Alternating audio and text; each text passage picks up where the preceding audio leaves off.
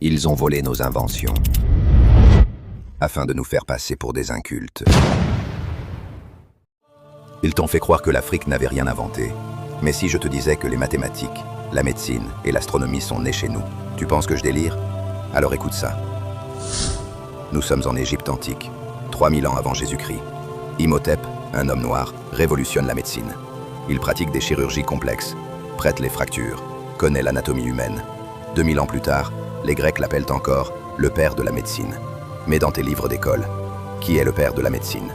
Hippocrate, un grec blanc. Étrange, non? Même époque. Au Soudan, les pyramides de Méroé s'élèvent vers le ciel. Plus de 200 pyramides, plus anciennes et plus nombreuses que celles d'Égypte. Mais ça, on ne te l'enseigne pas.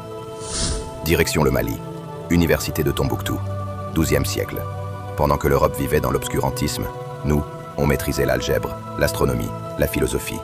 Des manuscrits par milliers, des savants du monde entier qui venaient apprendre chez nous.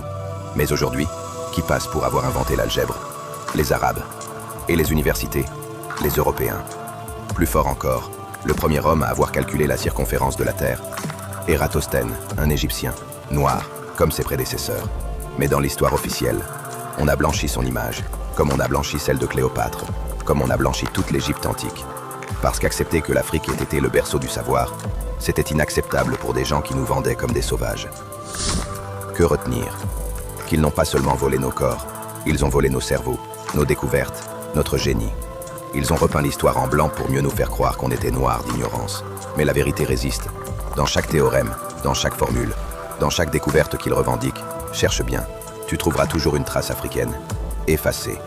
Moi, je ne suis personne, juste celui qui lève le voile, sur ce qu'on vous a trop longtemps caché.